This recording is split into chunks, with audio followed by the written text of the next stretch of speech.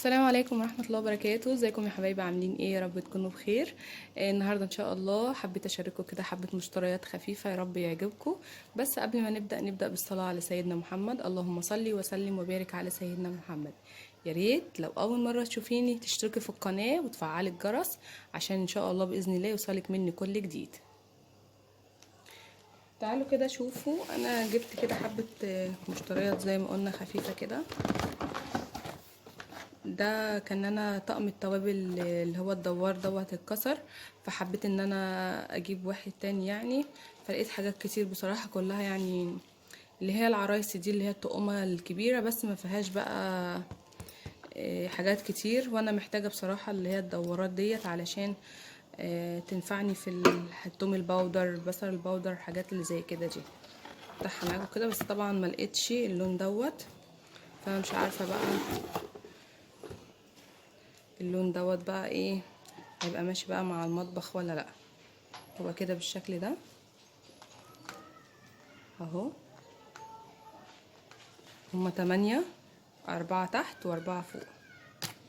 بصوا، هو ازاز كده، وفي من هنا فتحات نركبه، فتحات لو انتي عايزة ترشي كده، وفي لو انتي عايزة تحطي كمية كبيرة مرة واحدة اهو. يعني هو بيلف كده وبيلف كده اهو. والعمود طبعا بتاعه دوت استانلس، يعني هيبقى ماسك معايا نفسه، يعني مش هيبقى طري ولا حاجه. هو ممكن بس دي بلاستيك بقى مع الوقت بقى الله اعلم. تجربه بقى وخلاص. بس انا حبيت اجيب يعني حاجه ملمومه زي كده، في سبيل ان هي متاخدش مكان معايا على المطبخ يعني، او في اي حته انا هحطه فيها. وده يا جماعه كان سعره 90 جنيه. جبت كمان المساحة ديت اللي هي الملمعة، اكيد انتوا كلكم عارفينها، وانا كان معايا واحدة، كان عندي واحدة يعني قبل كده، بس الحمد لله ربنا يخلي ولادي كسروها لي. فطبعا ملمعة زي دي انا ما بستغناش عنها في البيت، لان بمسح بها حيطان، بلمع بها ارضيات، كل حاجة بتبقى بصراحة شغالة معايا. ودي كان سعرها 30 جنيه. جبت كمان بخاخة دي. انا بصراحه يعني كان في مشتريات جايباها انا واختي، بس قلت بقى ايه هلم لكم المشتريات كلها على بعض واعملها لكم في فيديو واحد. يعني احنا المشتريات دي انا مش جايباها كلها مره واحده، انا جايبه المشتريات دي على كذا مره، بس حبيت ان انا اصورها معاكم كلها مره واحده. جبت البخاخه دي، مع ان انا جبت واحده تانية، بس بصراحه لونها عجبني قوي. ودي كان سعرها تقريبا كده 10 جنيه. جبنا كمان كده في محل يعني بيبيع اي حاجه ب10 كده، اي حاجه ب10، فاخدنا منه بقى شويه التناتيج دي اللي احنا محتاجينها. دي بقى بتاعت فرش سنان، بتاعت مثلا لو انت عايزه تحطي بقى مناديل او اي حاجه. بس انا بصراحه جايباها علشان فرش الاسنان دي هحطها في التواليت. ودي برضو كان سعرها 10 جنيه. جبت كمان الصبانه دي كده عشان الميه، هي عباره برضه عن جزئين اهي. ودي كان تقريبا برضو سعرها 10 جنيه. في بعض المشتريات انا لسه فاكره اسعارها، وبعضها بصراحه لا. وديت برضو حامل كده جبته عشان احطه برضو في الحمام في المطبخ، ده جميل جدا، ممكن برضو نحطه في المطبخ ونعلق عليه فوط المطبخ او اي حاجه. وبرضو ده كان سعره 10 جنيه. ده برضو ليه حاجات كبس كده من هنا بلاستيك تقريبا بتتبل او حاجه، وانتي بتلزقيه على طول. وليه برضو من هنا كده زي مشبك بتقفليه اهو كده عليه فبيمسك كده. وبرضو ده كان سعره 10 جنيه.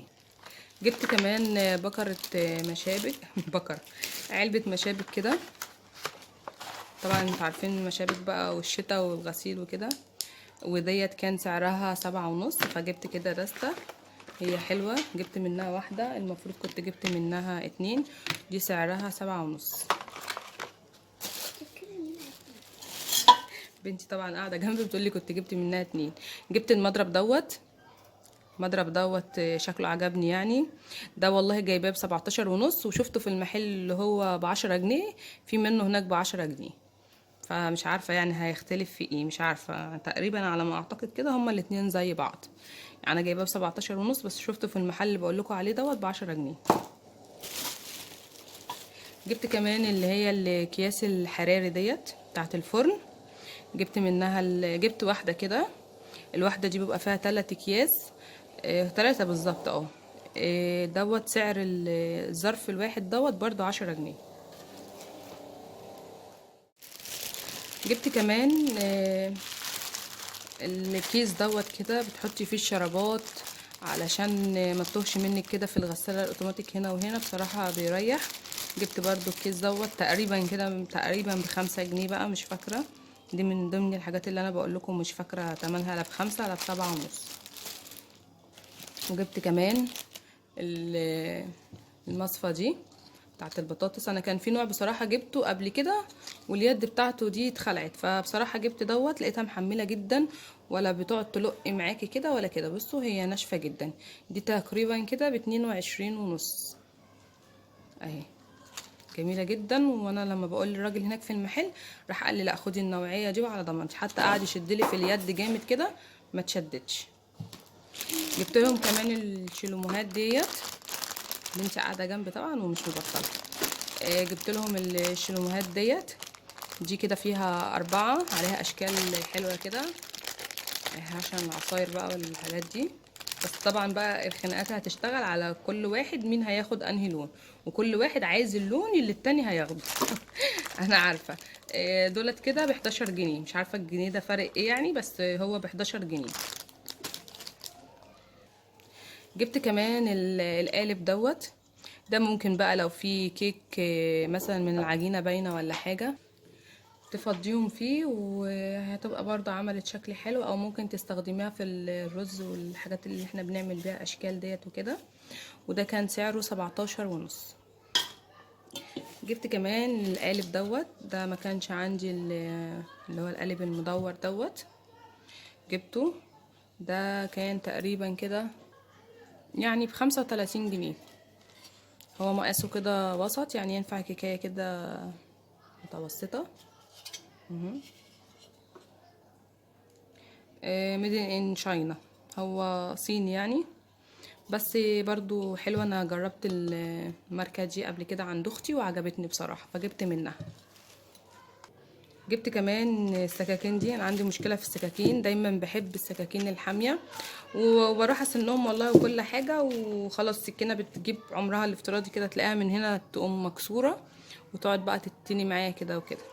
جبت السكينة دي تقريبا برضو لا ب17.5 لا ب20. وديت بقى جبتها من عند اللي هم ب10. دي بصوا فيها زي سنة شنشرة كده بسيطة، هي مش مشنشرة قوي بس فيها سنة شنشرة بسيطة. هي عاملة زي الترانش كده، هي متوسطة اهي. دي ب10 جنيه، ودولت الواحدة برضو ب10 جنيه. جبت 2 اهي، حلوين بصراحة وشكلهم حلو، بس يا رب يكون في استعمالهم يكونوا حلوين برضو زي شكلهم. جبت كمان شنطة لابني كده للدروس.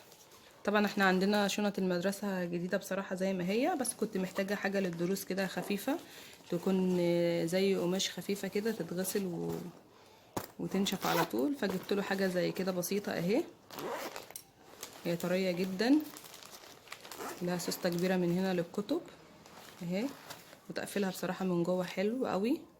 بصوا، ودي كان سعرها 75 جنيه اهي. ومن ورا ليها زي دراعين كده طبعا، وتطولي وتقصري براحتك كده. تبقى المشتريات بتاعتي كلها خلصت. اتمنى ان الفيديو يكون عجبكم، ولو عجبكم ما تنسونيش في اللايك والشير والسبسكرايب للقناه. بحبكم جدا في الله، والسلام عليكم ورحمه الله وبركاته.